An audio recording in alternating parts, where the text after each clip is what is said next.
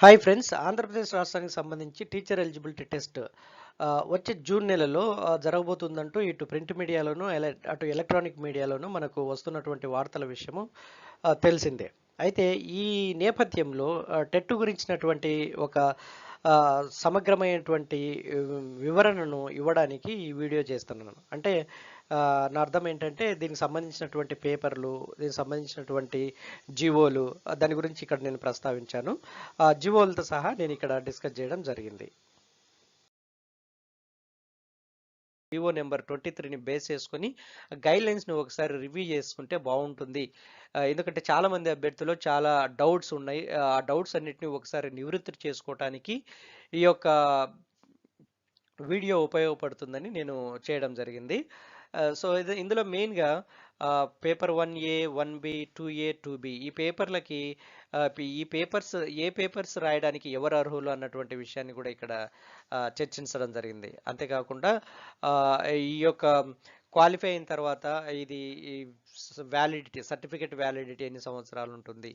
So తర్వాత ఈ యొక్క విషయాలన్నిటినీ దీంట్లో మనకు వెరీ ఇంపార్టెంట్ ఆస్పెక్ట్స్ ఇందులో డిస్కస్ చేయడం జరిగింది. సో వాటినన్నింటినీ ఇక్కడ నేను డిస్కస్ చేశాను. డిస్కస్ చేసే ముందు let me thank you all who are watching my channel and who are supporting my channel. Thank you so much, friends, please like my videos, share my videos and subscribe my channel. I request you all, please recommend my channel to your friends, those who are preparing for TET and DSA exam and other competitive exams. ఎందుకంటే ప్రతిరోజు నేను ఈ యొక్క టెట్కి డిఎస్సికి సంబంధించినటువంటి అప్డేట్స్ని వీడియోల రూపంలో మీ ముందుకు తీసుకొని వస్తున్నాను. So friends, please keep watching for latest updates. So thank you so much. So ఇప్పుడు జనరల్గా అభ్యర్థుల్లో ఉన్నటువంటి కొన్ని డౌట్స్ ఏంటంటే టెట్ పేపర్లో 1A, 1B, 2A, 2B అనే పేపర్స్ ఉంటాయి కదా. ఇవి ఎవరు ఏ పేపర్లు రాయడానికి అర్హులు, తర్వాత వీటిని రాయడానికి ఏ విధమైన అర్హతలు ఉండాలి, 1A, 1B, 2A, 2B రాయడానికి ఏ విధమైన అర్హతలు ఉండాలి. తర్వాత మన టెట్ సిలబస్లో జరిగినటువంటి కొన్ని చేంజెస్, ఆంధ్రప్రదేశ్ టెట్ సిలబస్లో కొన్ని చేంజెస్ జరిగాయి. ఆ సిలబస్ చేంజ్ చేయడం జరిగింది. ఆ సిలబస్ ఏ సిలబస్ చేంజ్ చేశారన్నది కూడా చూద్దాం. తర్వాత ఆ యొక్క పరీక్షా విధానం ఇది ఆన్లైన్లో ఉంటుందా, ఆఫ్లైన్లో ఉంటుందా అన్నటువంటి కొంత సందిగ్ధత కూడా ఉంది. దాని గురించినటువంటి విషయం కూడా మనము చర్చిద్దాం. యాక్చువల్గా ఈ యొక్క ఆఫ్లైన్ ఎగ్జామ్ తీసేసినట్టుగా ఆన్లైన్ ఎగ్జామే ఉన్నట్లుగా కూడా మనకు గవర్నమెంట్ నుంచి, ప్రభుత్వం నుంచి అందినటువంటి సమాచారం ఇది ఆల్రెడీ క్లియర్ చేశారనమాట. తర్వాత మనకు క్వశ్చన్ పేపర్ ఏ భాషలో ఉంటుంది, టెట్లో క్వాలిఫై కావాలంటే మనకు ఏ కేటగిరీకి ఎన్ని మార్కులు ఉండాలి అన్నటువంటిది కూడా మనం చూద్దాం.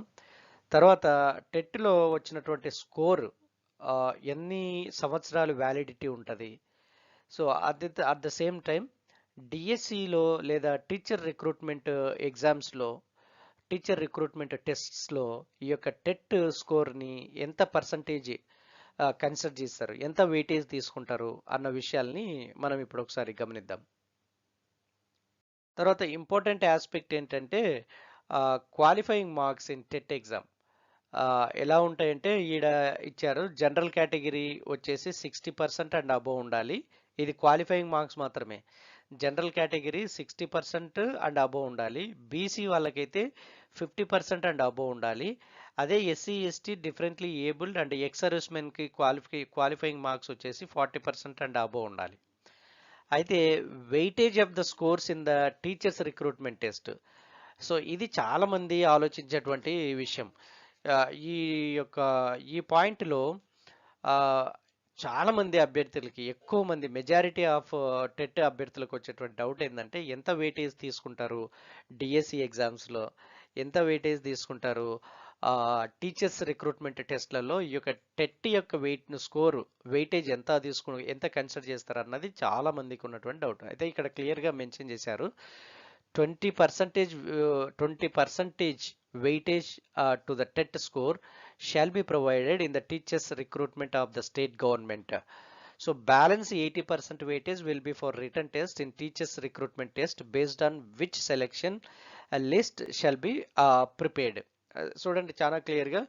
ఇప్పుడు ఈ యొక్క టెట్ యొక్క ఎగ్జామ్లో వచ్చినటువంటి మార్క్స్ని 20% మార్క్స్ని డిఎస్సి తదితర టీచర్స్ రిక్రూట్మెంట్ టెస్ట్లో ఈ యొక్క కన్సిడర్ చేస్తారు. అంటే 80% మార్క్స్ ఏమో మీరు స్టేట్ గవర్నమెంట్స్ కండక్ట్ చేసేటువంటి టీచర్స్ రిక్రూట్మెంట్ టెస్ట్ కావచ్చు, అది డిఎస్సి కావచ్చు. సో అందులో మీరు 80% మార్క్స్ కన్సిడర్ చేస్తే మిగిలిన 20% మార్క్స్ టెట్ ఎగ్జామ్లో మీరు స్కోర్ చేసిన దాని నుండి తీసుకుంటారు అనమాట. సో ఇది చాలా ఇంపార్టెంట్ పాయింట్. అయితే ఇక్కడ ఈ యొక్క టెట్ ఎగ్జామ్ స్కోర్ ఎంతవరకు వ్యాలిడిటీ ఉంటుంది అన్నది కూడా చాలా క్లియర్గా చెప్పారు ఇక్కడ జీవోలో. The validity of the certificate shall be for a period of 7 years from the date of TET concerned as per CTET.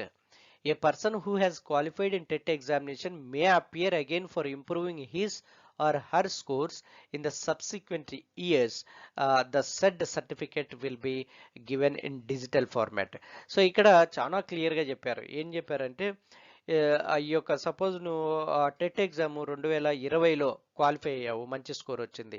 So ఆ సర్టిఫికెట్ 7 years వరకు వ్యాలిడిటీ ఉంటుంది. అంటే 2020లో రాసిన ఎగ్జామ్లో వచ్చినటువంటి స్కోరు 2027వ సంవత్సరం వరకు నువ్వు ఎక్కడ టీచర్ రిక్రూట్మెంట్ టెస్ట్ కానీ డిఎస్సి ఎగ్జామ్స్ రాసినప్పుడు కానీ మీరు ఆ యొక్క టెట్ స్కోర్ని మీరు అప్లై చేసుకోవడానికి అవకాశం ఉంది. అంటే 7 years వ్యాలిడిటీ ఉంటుంది నీకు వచ్చినటువంటి టెట్ స్కోరు.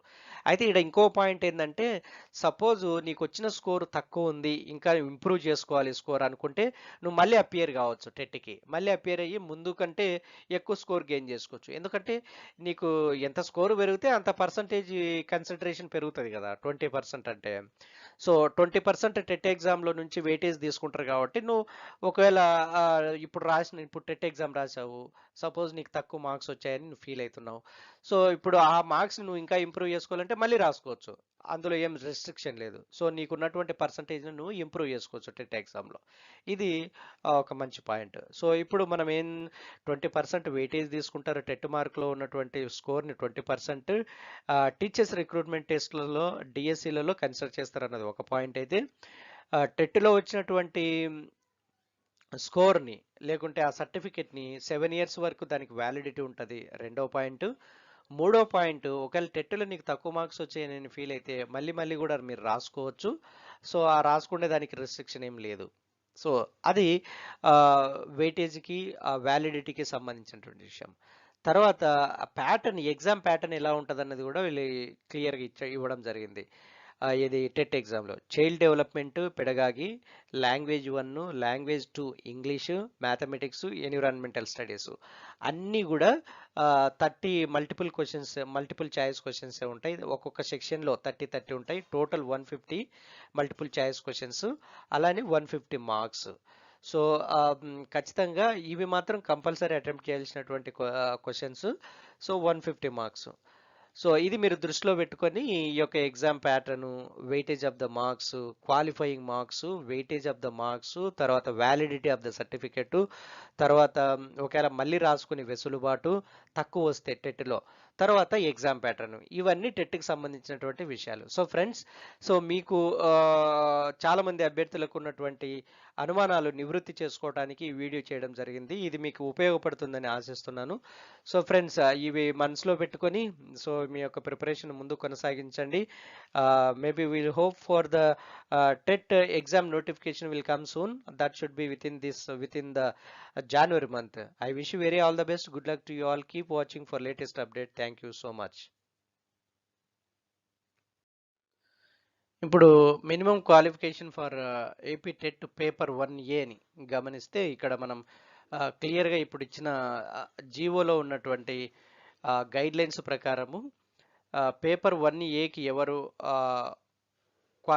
మినిమం క్వాలిఫికేషన్ ఏంటంటే ఇంటర్మీడియట్ ఆర్ సీనియర్ సెకండరీ చేసి ఉండాలి. ఇంటర్మీడియట్ కానీ senior secondary or its equivalent. తర్వాత graduation, post graduation with at least 50 మార్క్స్తో పాస్ అయి ఉండాలి. అయితే ఒకవేళ ఎస్సీ, ఎస్టీ, బీసీ తర్వాత డిఫరెంట్లీ ఏబుల్డ్ క్యాండిడేట్స్ మాత్రము minimum marks shall be 45%. So ఈ కేటగిరీ వాళ్ళకు minimum pass marks percentage marks వచ్చేసి 45. అండ్ పాస్ ఇన్ 2 ఇయర్ అంటే ఇప్పుడు ఇంటర్మీడియట్ సెకండరీతో పాటు గ్రాడ్యుయేషన్ పోస్ట్ గ్రాడ్యుయేషన్ ఉన్న వాళ్ళకి మాత్రం 50% మార్క్స్. ఇది జనరల్ కేటగిరీ అభ్యర్థులకు.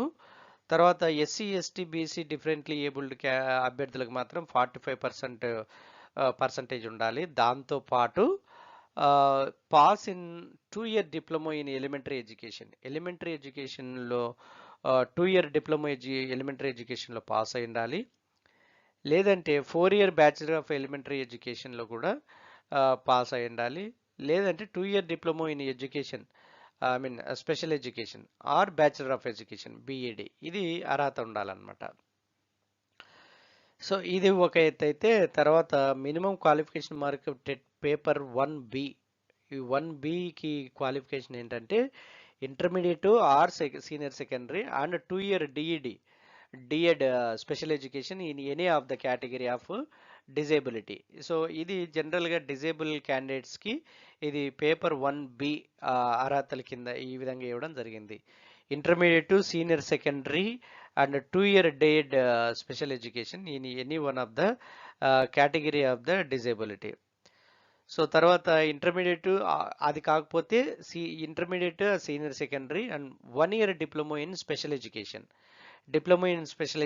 DSC in any of the category of the disability. So or diploma in community based rehabilitation with a 6 month certificate course in education of children with special needs. So ఈ విధంగా వీళ్ళు కోర్సులు చేసి ఉండాలి.